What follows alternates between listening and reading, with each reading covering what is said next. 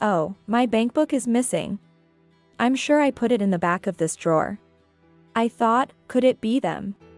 Despite supporting the life of the eldest son and his wife who have been living together for several years, they have ignored me for 3 years without even saying thank you.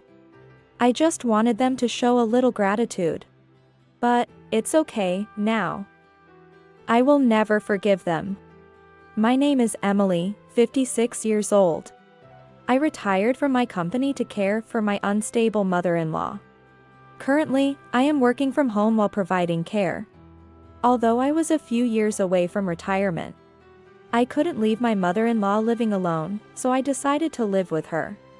My husband is away on business and comes home once a month at best. But when he does come back, he brings lots of vegetables and Japanese sweets that my mother-in-law likes. Thank you. I'm so grateful for everything you do for me. I wish I could have fed your father, too. Every time my mother-in-law opens her mouth, she expresses her gratitude to us and her feelings for my father-in-law. He passed away over 10 years ago from cancer, and in the end, he couldn't even eat his favorite foods. Maybe he could have been saved if we had done the tests earlier. By the time the illness was discovered, it was too late for treatment, only symptom relief was possible.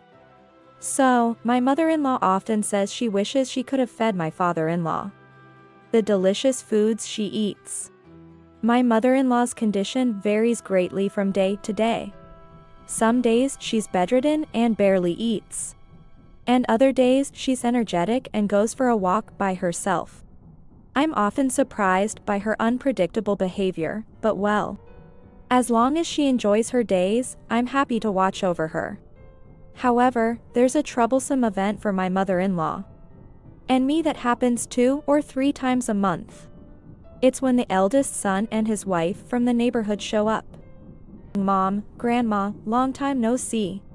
Were you well? We're starving. Can you make something to eat right away? Sorry to intrude. Mother-in-law, I'm hungry, so please hurry. Eldest son Tom and his wife Catherine. They got married a year ago and frequently come to our house like this. They appear suddenly, demanding meals to be made. And sometimes even terribly asking for pocket money. They probably know the day when the mother-in-law's pension comes in.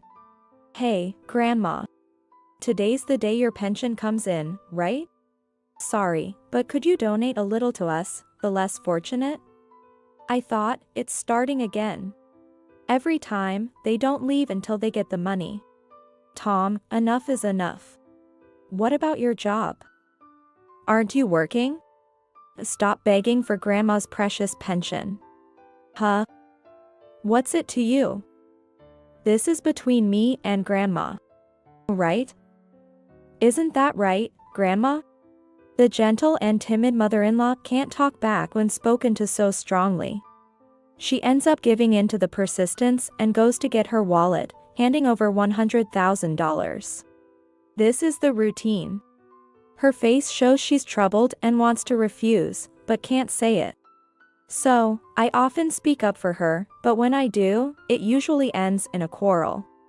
I report everything to my husband who's away on business. He just sighs in exasperation, saying, "What a troublemaker, not holding a steady job, what is he even doing? Just got married and he's already hopeless." My husband does scold our son, but it seems to have no effect over the phone. This is how my mother-in-law and I feel exhausted just by their visits. Losing the will to do anything else. I'm tired. Yes, really. It's like they drain all my energy. I endured thinking it was only 2 or 3 times a month. But their visits became more frequent, increasing our stress. Then, an incident happened. In the middle of a weekday, my son suddenly came home. So, I got fired from my job. And, for a while, I want to live here. Fired. My son had been repeatedly absent without leave. And even lost a USB containing important company data. There was talk of a pay cut at first, but he ended up fighting with his boss and getting fired. Despite being clearly at fault, he seems unrepentant. Seriously. None of them even do their jobs properly and act all high and mighty. That's why I hate people who act like they're elite. So, I'll be moving in next week, just so you know. So wait a minute. Living together is out of the question. This is too sudden. The mother-in-law's health isn't good every day, you know. Although I tried to refuse, Tom didn't seem to be changing his mind. He's always been stubborn, deciding to do something regardless of what anyone says. And I doubt he'd listen to me. As expected, he got even more upset, saying, It's already decided, so no way. I've canceled the apartment lease and requested a moving company. If you still say I can't live here, then you're going to pay for our living expenses, right? I couldn't help but sigh. If my husband were here, he would sternly scold them and send them away. But I can't stand up to them alone.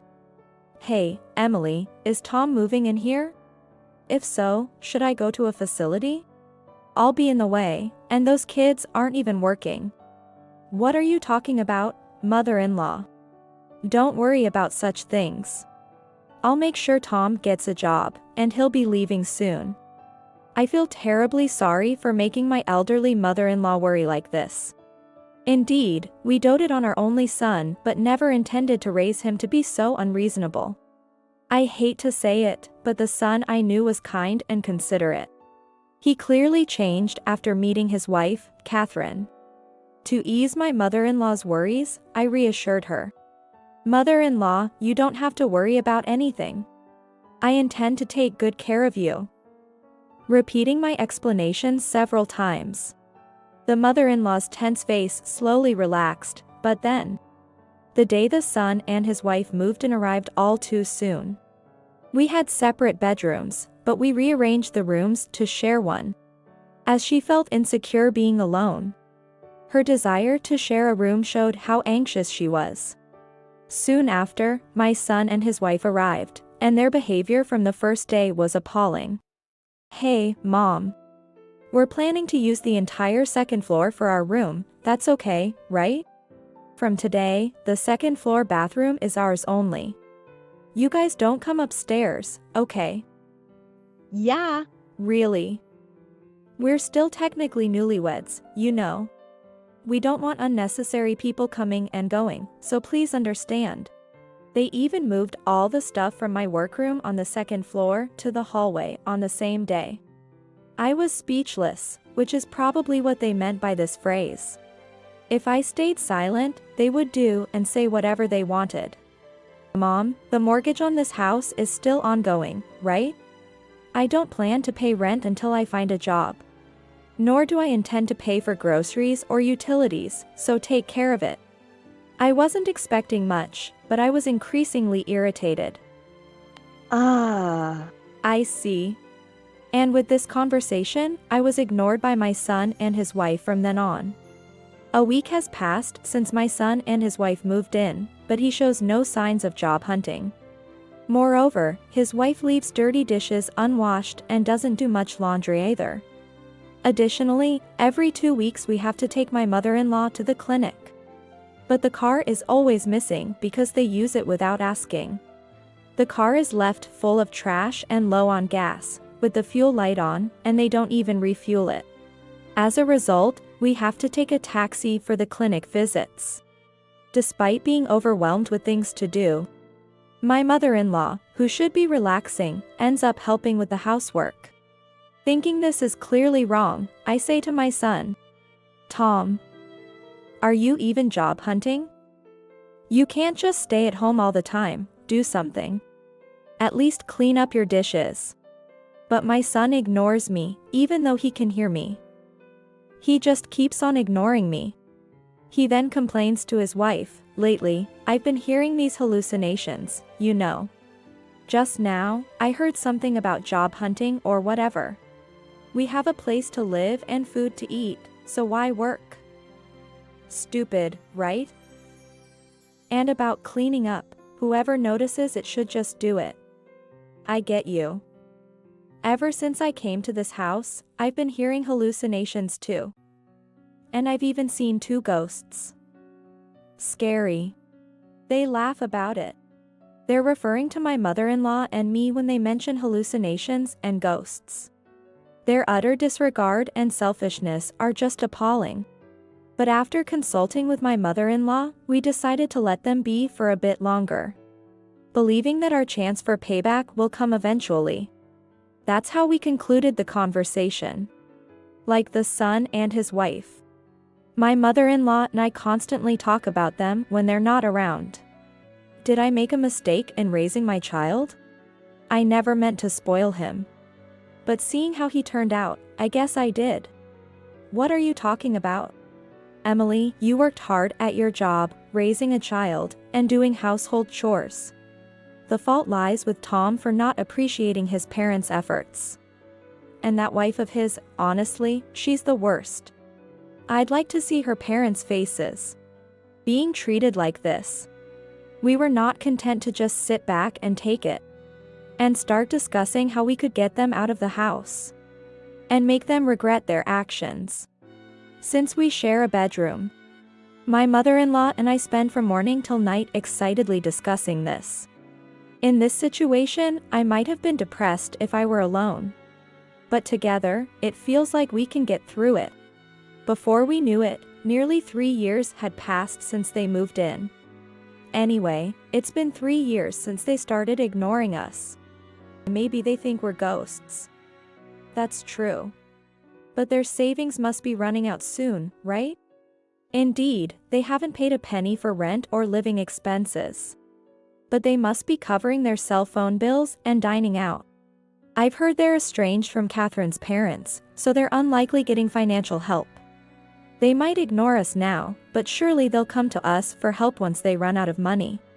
We've decided that's when we'll take our revenge. It was 2 weeks after that conversation. That day, we were busy preparing for my mother-in-law's clinic visit. But I noticed my son acting fidgety since morning. He didn't seem hungry, rather, it looked like he was searching for something. Knowing he would ignore me if I spoke, I pretended not to notice and left for the hospital. But when I returned home, I noticed that my son and his wife were gone. Thinking the worst, I went to check my bedroom. Oh, my bankbook is missing. I'm sure I put it in the back of this drawer. Could it be them? As I was thinking this was too much, even criminal, my mother-in-law came and asked, "Emily, what's wrong? You look pale, did something happen?" So, I told her. Tom and Catherine stole my bankbook. It seems they took the bankbook that was kept here. What? The house mortgage is $2,000 a month. On top of that, I've been supporting the life of my son and his wife who haven't paid a penny. And this is the result. I didn't expect them to say thank you, but I at least wanted them to show some gratitude.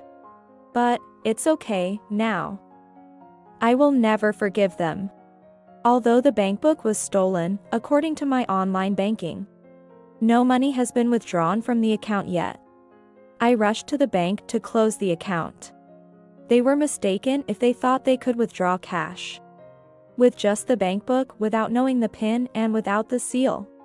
The more I thought about it, the angrier I became at my son and his wife. I told my husband about the stolen bankbook, and he said, "It's over. We can disown them for all I care." My mother-in-law suggested reporting to the police. But we decided to leave the house as quickly as possible, making it our last resort.